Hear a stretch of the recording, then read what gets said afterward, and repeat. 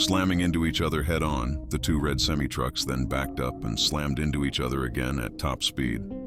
Neither truck had taken any damage. There wasn't even any paint transfer. "Truck! Red truck!" the voice demanded.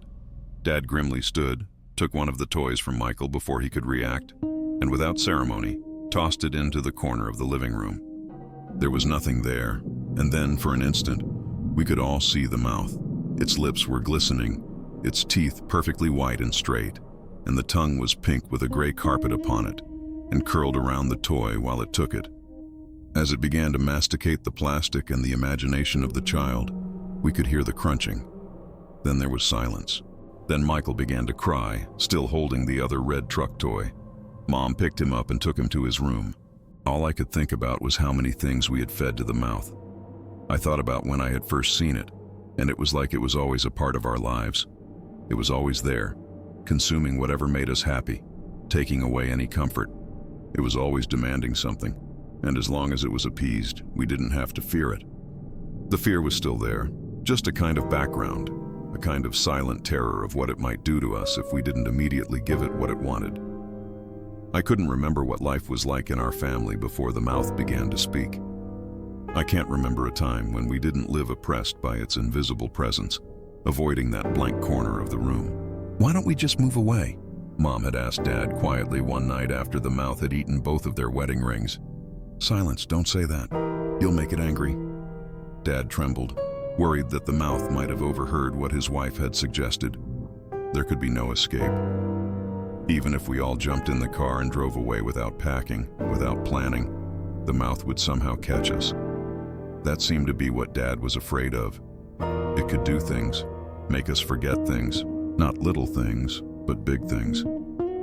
I suppose we could drive away, but how far would we get before we realized the mouth had made us forget to bring Michael with us? We would drive back for him, of course, but would it be too late? The thought was too terrifying to contemplate. We couldn't get help from outside. Nobody believed any of us. Our family had become isolated and imprisoned by the mouth. I wondered where it had come from, or if there were others like it. Perhaps someone had figured out a way to get rid of a mouth in the corner of their room. I could hear my parents. They were in their room, and they were whispering and crying, and they sounded completely terrified and broken. They were succumbing to its tyranny and its power to turn the truth into lies, to do evil to our family day in and day out, and nobody would believe it. To the rest of the world, our whole family was crazy, and there was no mouth. I closed my eyes and fell asleep, taken by exhaustion. There was no other way to fall asleep, knowing that thing is in the same house. I just have to wait until I cannot keep my eyes open, and then I am overwhelmed by sleepiness and I get some rest. I always awake to crying and disturbing noises, knowing sleep only brings helplessness against such a thing, and that I will awake to another nightmare makes voluntarily closing my eyes for rest impossible. There is no sleep for the oppressed and the haunted. When something waits downstairs to feed on you and nobody believes you, that is when you lose yourself. Sometimes I just can't fight it, and I feel like I'd give it anything. That's how my parents are now. They just blindly obey that horror. I think that is the scariest part of all, that my parents have given in to such evil, and now they blindly obey it. I am worried the voice will speak and it will say, "Michael," or it will say my name perhaps. Would my parents finally snap out of it? I don't think so. They've given over control to the mouth. They listen to it, and they do as it commands, without question. It's better to give it what it wants. If it must come and take it, then it is so much worse. There's no escape. Dad had said once in a moment of lucidity. That morning, when I was sitting on the stairs, I looked at the dog bowls by the front door. I trembled as I realized I had no memory of our family owning a dog. I got up and went into the backyard, where I spotted some old dog poop in the grass and a chewed-up dog toy. I wondered how long ago our dog had gone missing. How long does it take to forget a pet? This worried me.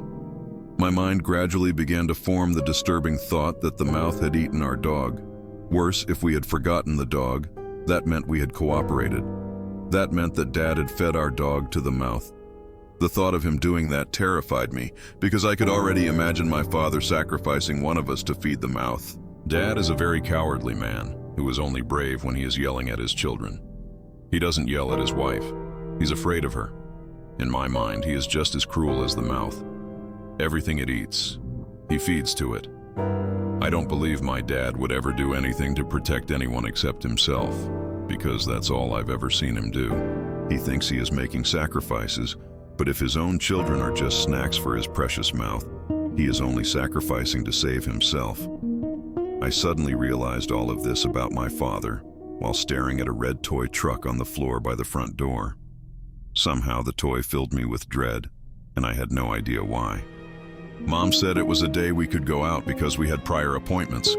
The whole family had the same dentist, and we all had our cleaning on the same day. The three of us got into the car, and I noted they'd never gotten rid of my old booster seat. I couldn't even remember how long it was in the car for. I hadn't needed a booster seat for years. Dad had a grim but relieved look on his face, like he'd gotten rid of something awful, or dodged a bullet. I wondered if he had fed the mouth, as it was the only time any of us got any relief after it had fed. It would be quiet for a day or two after it was fed. Ah, the Liesels, my favorite family. Where's the little one? Dr. Bria asked. She's right here, growing so fast. Mom smiled a fake smile and shoved me forward gently. Dr. Bria looked at her and then at me with a very strange and concerned look, but said nothing else. Her warm and welcoming demeanor switched to a creeped-out but professional one. While we were getting our cleaning, I looked around at all the tooth, dental hygiene, and oral-themed decorations. It occurred to me that Dr. Bria might be my last hope. I asked her with nervous tears in my eyes, "Dr. Bria, can I ask you something?"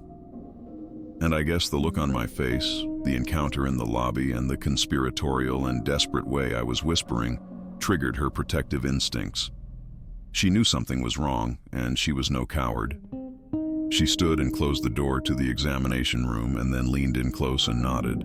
I could see that she was listening to me, and she wasn't going to judge me. "What is it, sweetie?" Dr. Bria's voice reassured me I was safe to ask her for advice. "How do you kill a mouth?" I asked. She flinched because she had no idea what I was saying, but then she nodded like she was internalizing something, and then she said, "Let it dry out. That's the fastest way to ruin a good mouth."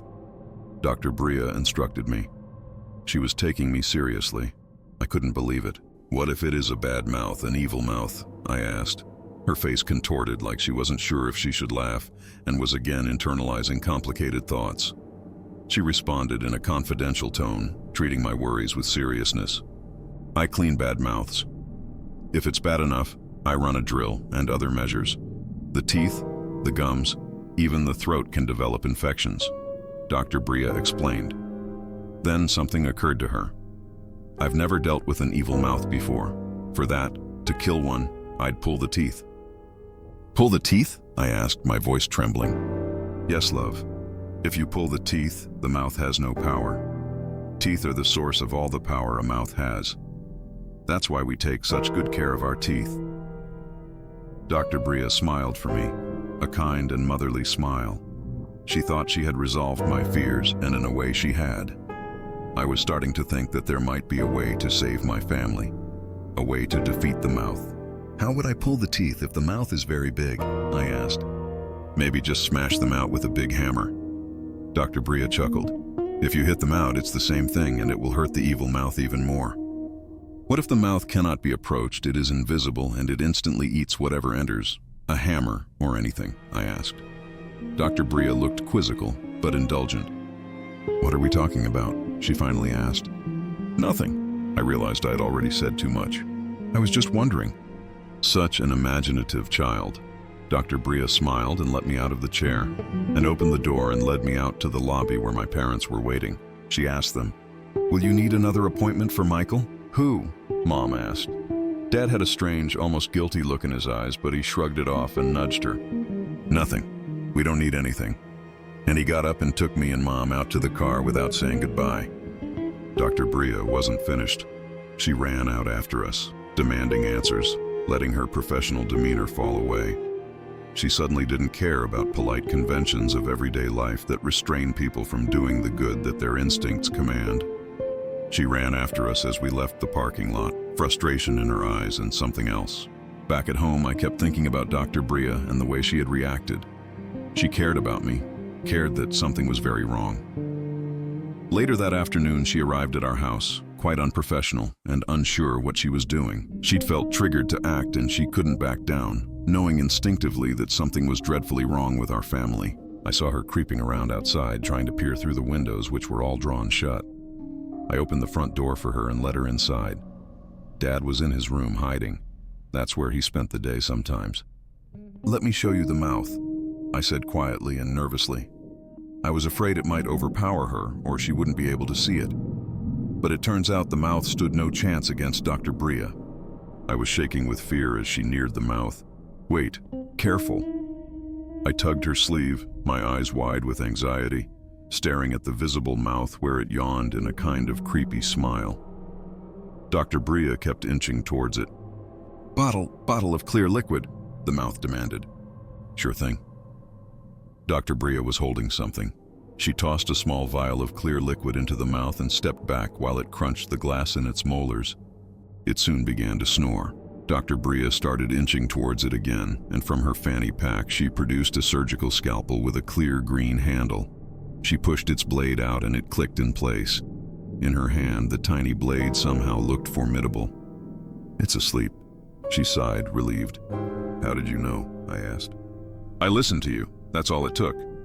Dr. Bria said, "I knew something was wrong and it was mouth-related, so I brought a few things." "Now what?" I asked, worried it might wake up angry and demand a horrifying sacrifice. "We need a sledgehammer. I'm gonna knock its teeth out." Dr. Bria sounded brave. "You'll do no such thing." Dad was blocking the entrance to the living room.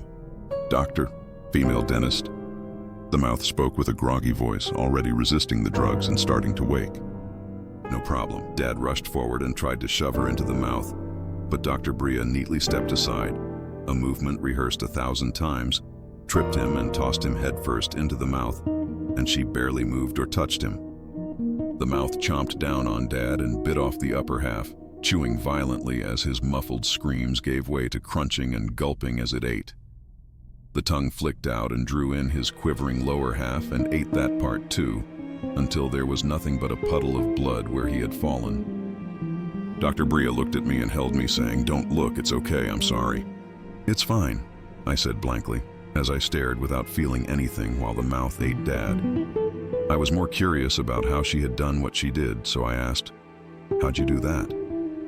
"I'm an orange belt in judo. It was just reflexes." "Are you okay, sweetie?" she asked me.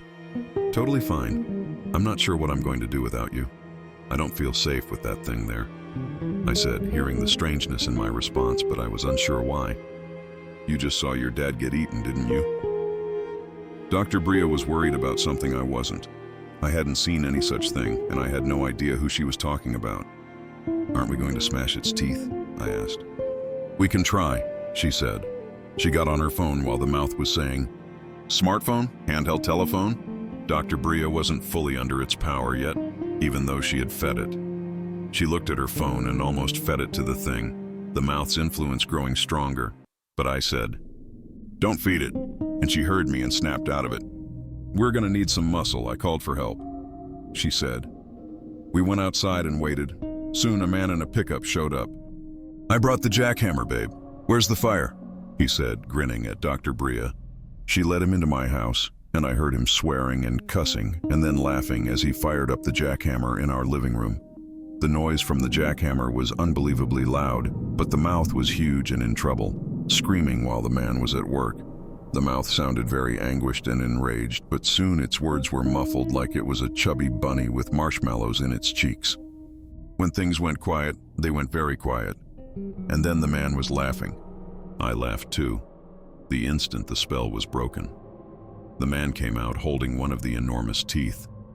In the light of day, it crumbled into what looked like broken drywall. He looked disappointed that he had no proof of what he had just seen and done. "It's gone," I said. I knew it was. I wondered where I would go, having no immediate recollection of my family. "Where's your mother and your brother?" Dr. Bria asked me. I had no idea who she was talking about.